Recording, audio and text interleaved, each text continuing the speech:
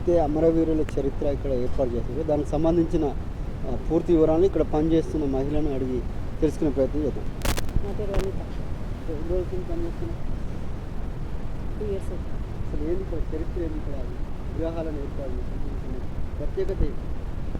ప్రత్యేకత ఏంటంటే ఇక్కడ చాలామంది కాలేజీ పిల్లలు వస్తారు, స్కూల్ పిల్లలు వస్తారు, సార్ వాళ్ళు కూడా వస్తారు, లెక్చరర్స్ వస్తారు. వాళ్ళు చెప్తా అంటే పిల్లలు నోట్ చేసుకుంటా అంటారు. చేసుకున్న వాళ్ళు కూడా స్టడీ చేసే అవకాశం ఉన్నాయి పిల్లలు. ఎందుకంటే రాబోయే ఫ్యూచర్లో కూడా పిల్లలకు అవకాశం ఉంటుంది. అట్లా అన్నట్టు పిల్లలు కూడా దీని మీద చాలా అవగాహన చేస్తాను. ఎన్ని సంవత్సరాల నుంచి ఇక్కడ ఏర్పాటు చేసిన విగ్రహాలు? 15 years అవుతాను.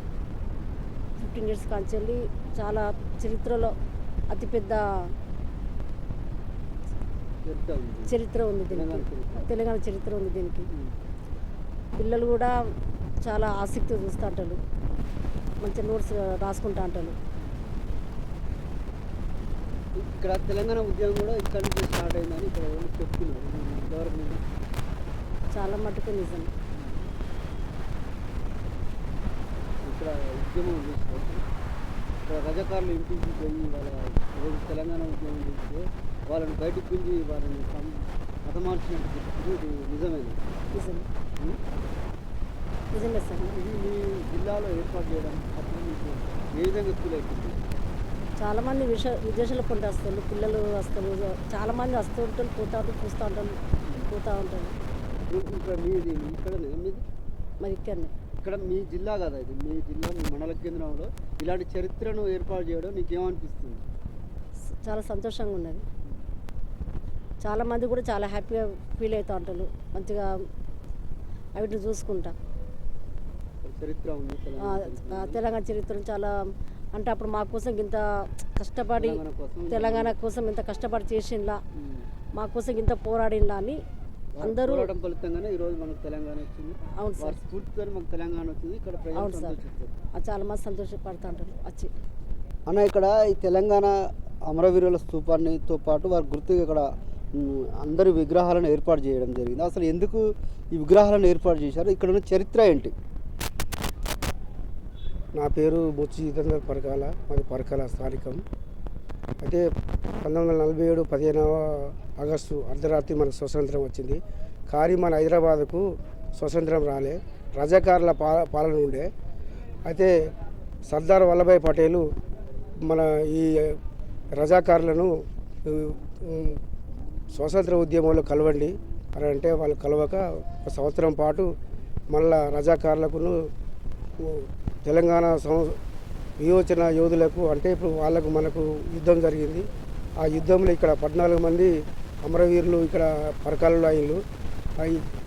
ఇక్కడనే మన రంగాపూర్లో రజాకారులతోటి ఒక ముస్లింలను 2 చెట్టు కట్టేసి కాల్చడం జరిగింది. దానికి జ్ఞాపకార్థంగా సెప్టెంబర్ 17, 2003 దాని స్మారకంగా ఇది నిర్మించడం జరిగింది. వాళ్ళ జ్ఞాపకార్థంగా అదే ఎవరైతే మన రజాకారులతో పడ్డారో వాళ్ళ జ్ఞాపకార్థము భావి తరాలకు చూపే విధంగా మనకు సెప్టెంబర్ 17 మనకు రజాకారులతోటి మనకు యుద్ధం జరిగింది, దానిలో 2 అమరవీరులైనని భావి తరాలకు చెప్పడం కోసం ఇక్కడ పరకాలలో స్థానికంగా అమరధావనం నిర్మించడం జరిగింది. అప్పుడు విద్యాసాగరరావు గారు ఉండే బీజేపీ నాయకుడు, అతను దీన్ని వాళ్ళ అమ్మ పేరు మీద నిర్మించడం జరిగింది.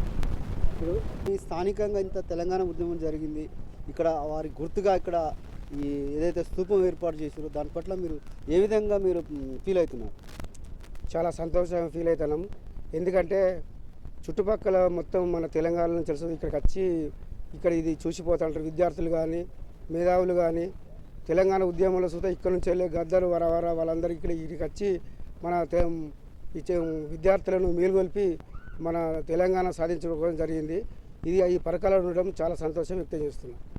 ఏదైతే తెలంగాణ అమరవీరుల ఈ వీరి త్యాగాలను గుర్తించుకుడు ఏదైతే తెలంగాణ ఉద్యమం జరిగింది అప్పట్లో, ఈ తెలంగాణ ఉద్యమం ఇక్కడి నుంచే స్టార్ట్ అయింది, వీరిని స్ఫూర్తిగా తీసుకొని ఇక్కడ ఉద్యమం ప్రారంభమవుతుందని ఇక్కడ స్థానికులు చెప్తున్నారు. ఇది ఎంతవరకు నిజం?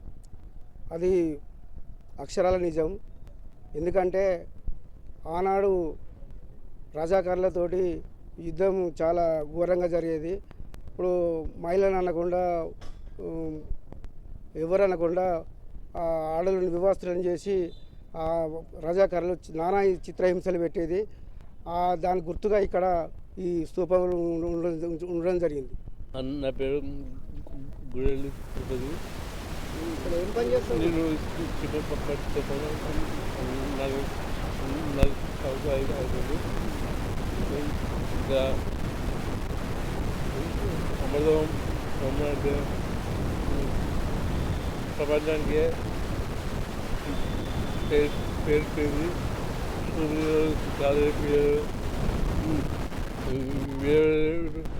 దాదాపుగా ఇక్కడ ఉన్న చరిత్రను తెలుసుకోవడం జరిగింది. దాదాపు ఇక్కడ ఏదైతే చుట్టుపక్కల ప్రాంతాల నుంచి ఈ హన్మకొండ జిల్లా చుట్టుపక్కల ప్రాంతాలు అప్పుడప్పుడు ఇక్కడ సందర్శకులు వచ్చి ఇక్కడ సందర్శిస్తుంటారు.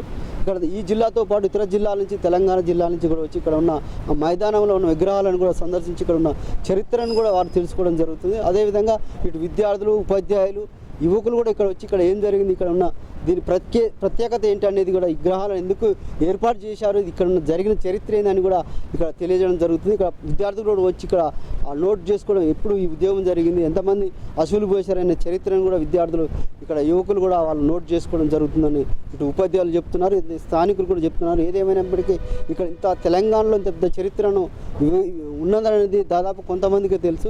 ఇక్కడ ఇక్కడ మా జిల్లాలో ఈ ఉద్యమం జరిగి ఇక్కడ ఏదైతే విగ్రహాలను నెలకొల్పారో ఇది చాలా మాకు స్ఫూర్తిదాయకం. దీన్ని చూస్తుంటే మాకు గర్వంగా ఉందని ఇక్కడ స్థానికులు అయితే చెప్పడం జరుగుతుంది. కెమెరామ్యాన్ క్రాంతితో reporter Dasharatha, TDR today news.